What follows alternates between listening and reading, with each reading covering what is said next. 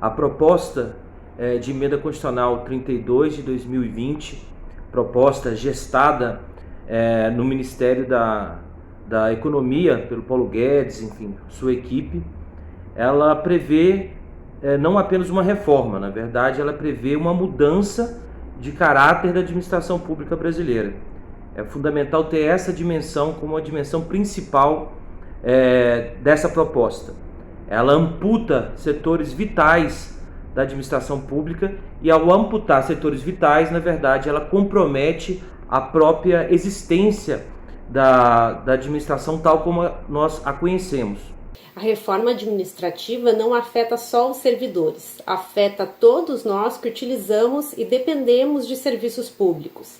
Primeiro, que a reforma administrativa não atinge as altas castas do funcionalismo que têm os maiores salários, como os juízes, promotores, ministros. Ela atinge, sim, o pessoal de base, que atende diretamente a população nos postos de saúde e nas escolas, por exemplo. Os serviços públicos são instrumentos práticos de garantia de direito. Então não há um direito que seja constitucional que não tenha ali um serviço público, uma operação objetiva, prática para se manifestar. Então, se tem direito, por exemplo, à saúde, é preciso ter hospitais públicos, é preciso de ter profissionais de saúde dentro do funcionalismo público para que você consiga, de fato, materializar esse direito. E isso em todas as outras áreas, seja na educação, seja na assistência judiciária, seja na administração, regularização da cidade, enfim, todo o aparato público, na verdade, ele é uma forma de garantir direitos para a cidadania. Ao destruir esse direito, ao destruir esses instrumentos públicos de prestação de serviços públicos à comunidade e ao amputar, negar o acesso a esse direito por meio do corte de funcionários, da precarização dos trabalhadores do serviço público. Então, é uma forma de negar direitos. Ataca todos os cidadãos, mais do que usuários, é um ataque à nossa cidadania, a partir do momento que cidadania requer garantias de direitos, e garantias de direitos só podem se manifestar praticamente por meio de serviços públicos executados por funcionários públicos. Uma das propostas presentes nessa reforma administrativa é acabar com a estabilidade do servidor público. Para que serve essa estabilidade? O servidor público só vai poder ser demitido se cometer uma falta grave depois de passar por um processo administrativo onde lhe é garantido ampla defesa e o contraditório. Acabando a estabilidade, o que vamos ver é que o serviço público vai ser dominado pela política. Os políticos vão alterar os servidores de 4 em 4 anos. Assim, vão colocar dentro do serviço público seus cabos eleitorais e pessoas que atendam aos seus interesses.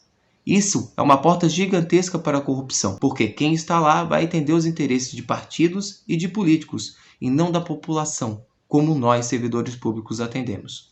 Hoje, a maioria dos servidores públicos passou por concurso, um processo seletivo impessoal que possui prova de conhecimentos e analisa de forma objetiva se a pessoa está preparada para o cargo, independente de contatos, de QI, de indicação. A reforma quer incentivar os processos simplificados, que podem ser de diversas formas, por exemplo, uma análise de currículo ou uma entrevista. E isso é ruim por vários motivos. Um é que a seleção perde a transparência e facilita favorecimentos baseados, por exemplo, em filiação política. Dentre outras tramóias, como, por exemplo, colocar em um setor de fiscalização alguém ligado a uma empresa que é alvo dessa fiscalização.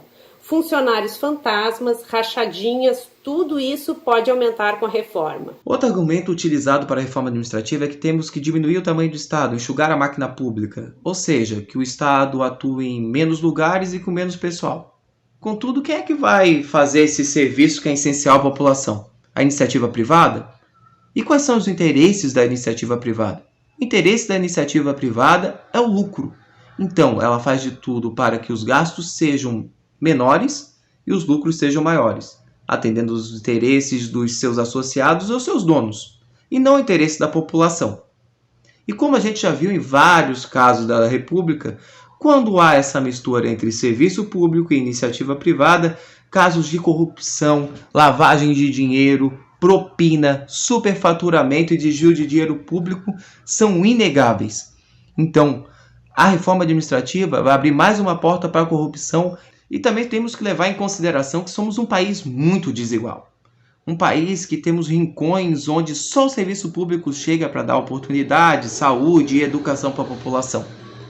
A iniciativa privada vai ter esse interesse de ir nesses lugares onde o lucro não é gerado para atender essa população? Não. Ela vai atender onde ela consegue obter o máximo lucro e vai deixar esses rincões da sociedade para que o serviço público continue agindo lá e atendendo essa população. Ou seja, onde tem o lucro, existe iniciativa privada. Onde tem investimento, somente o serviço público. E esses direitos passam a ser mercadoria dentro do circuito privado de prestação de serviço. Então essa é a concepção que está por trás dessa reforma. É transformar o cidadão, transformar o povo, no lugar de ser portadores de direitos, serem consumidores de serviços prestados pela iniciativa privada. Isso, é claro, é o objetivo. Então, quando você diminui o tamanho do Estado, a sua capacidade, a sua capilaridade de condução de políticas públicas, você, na verdade, está transportando esse serviço, que é um serviço público essencial de garantia de direitos, em uma mercadoria que vai ser prestada por entes privados. Hoje, o governo tem o dever de oferecer serviços essenciais como saúde, educação e segurança. A reforma quer que o governo não seja mais obrigado a oferecer nenhum serviço, e sim oferecer só os serviços que a iniciativa privada não tem interesse de prestar. A reforma acrescenta na Constituição que o serviço público deve ser prestado pela iniciativa privada e cabe ao Estado atuar somente nas áreas que não despertam interesse do privado. Caso essa reforma administrativa ela prospere no Congresso Nacional, nós temos uma grave ameaça, por exemplo, ao desenvolvimento tecnológico brasileiro, ao desenvolvimento da ciência, em todos os campos, desde a universidade até também ao desenvolvimento científico que se dá nas empresas estatais, como no caso da energia, a Petrobras, a Eletrobras, no caso do desenvolvimento agrícola, a Embrapa e outras empresas de desenvolvimento no campo da agricultura e também da indústria, enfim, em todas as cadeias produtivas. Então, sem funcionalismo público, sem uma estrutura administrativa que realmente corresponda aos interesses nacionais, nós temos também uma grande possibilidade de ficar passos, na verdade, muitos quilômetros do desenvolvimento mundial. Atrasar o nosso processo de desenvolvimento, atrasar nosso processo de inovação científica, atrasar o nosso processo de descoberta das potencialidades da nossa biodiversidade, nossos recursos naturais estratégicos. Então, reduzir o tamanho da máquina pública significa reduzir o controle e reduzir a capacidade de inovação em diversos campos estratégicos para a soberania nacional brasileira. Construir uma reforma administrativa que, na verdade, é uma demolição da nossa estrutura estatal, significa condenar a soberania nacional, condenar a nossa viabilidade nacional. Então é uma agressão à nossa concepção de país e o nosso futuro enquanto nação.